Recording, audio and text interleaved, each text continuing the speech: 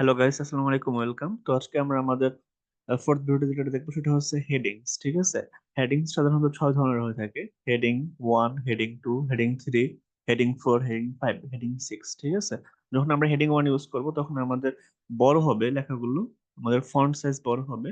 Heading 2 use করলে 1 এর থেকে একটু ছোট হবে। আবার হেডিং 3 ইউজ করলে 2 এর থেকে একটু ছোট হবে। হেডিং 4 ইউজ করলে 4 এর থেকে 3 এর থেকে একটু ছোট হবে। আবার 5 ইউজ করলে 4 এর থেকে ছোট হবে।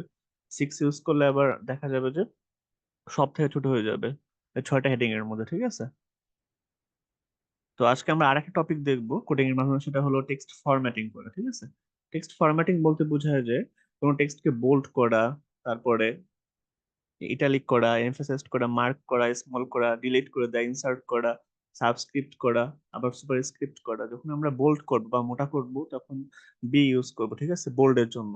তারপর যদি ইম্পর্টেন্ট টেক্সট করতে চাই তাহলে স্ট্রং লিখবো। ঠিক আছে, তারপর ইটালিক করার জন্য আই, এমফাসাইজড টেক্সট করার জন্য ইএম, মার্কড টেক্সট করার জন্য এম এ আর কে, তারপর স্মল টেক্সট করার জন্য S M A double small, deleted text লেখার জন্য ডিইএল, ইনসার্টেড টেক্সট লেখার জন্য আইএনএস, সাবস্ক্রিপ্ট টেক্সট লেখার জন্য এসইউবি এবং সুপারস্ক্রিপ্ট টেক্সট লেখার জন্য আমরা ইউজ করব এসইউপি।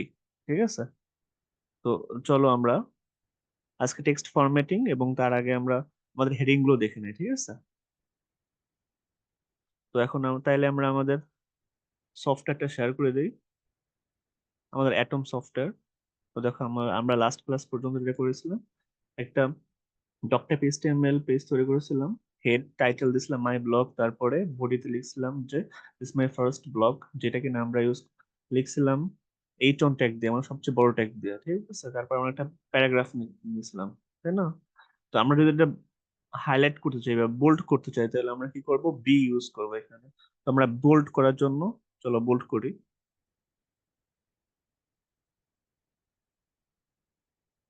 ঠিক আছে, তো কন্ট্রোল এস দিয়ে সেভ করে আমরা আমাদের ওই পেজটাকে রান করব। চলো আমরা রান করে দেখাই।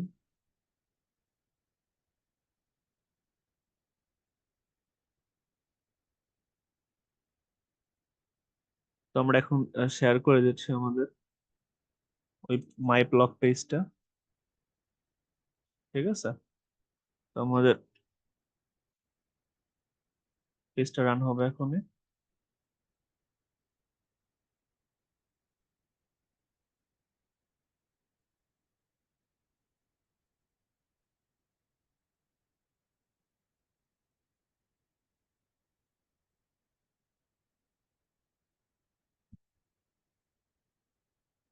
তো এখন তোমরা দেখতে পাচ্ছ আমাদের পেজটা, দেখো এখানে আমরা বোল্ড করে দিয়েছি দিস মাই ফার্স্ট ব্লগ।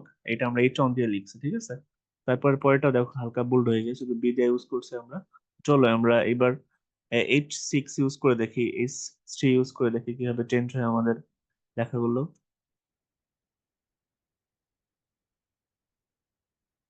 ঠিক আছে, তো আমরা এবার H4 একটা ট্যাগ ইউজ করি। H4 ইউজ করলাম, তো এখানে আমরা লিখি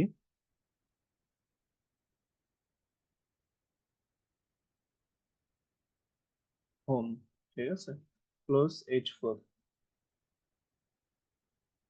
তো H4 এর মাধ্যমে আমরা লিখবো। তো আমরা কন্ট্রোল এস দিয়ে সেভ করে নিলাম। এবার আমরা আবার রান করি, আমাদের এটা আবার শেয়ার করে দিই।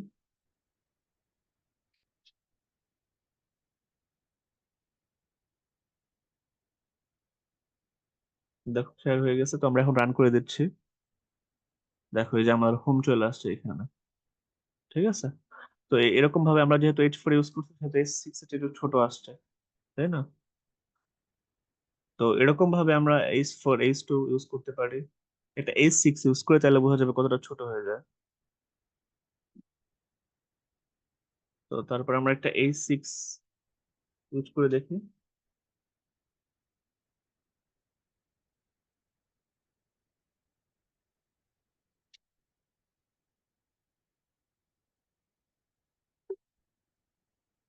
তো কন্ট্রোল এস দিয়ে সেভ করে দিলাম। এবার শেয়ার করি, পেজ শেয়ার করে রিফ্রেশ করি, তাহলে দেখতে পাবে চেঞ্জটা। দেখো এখানে কন্ট্যাক্ট একেবারে একেবারে ছোট চলে আসছে। যেহেতু আমরা H6 ইউজ করছি হেডার ট্যাগ, ঠিক আছে। তো এরকম ভাবে আমরা H1, H2, H3, H4, H5, H6 tag use করে আমাদের লেখাগুলোর সাইজ ছোট বড় করতে পারি, হেডার লেখার সাইজ, ঠিক আছে। একটা হলো আমাদের ফরম্যাটিং। আমাদের ফরম্যাটিং ছিল কি, আমাদের ফরম্যাটিং ছিল যে আমরা ইম্পর্টেন্ট টেক্সট করব। ইম্পর্টেন্ট টেক্সট করার জন্য কি ইউজ করা হয়, স্ট্রং, ঠিক আছে। তো আমরা এবার একটা স্ট্রং করে দেখো। তো আমরা আমাদের কোডটা শেয়ার করি, এডিটরটা, ঠিক আছে। তো ইম্পর্টেন্ট করার জন্য কি ইউজ করতে হয়, স্ট্রং।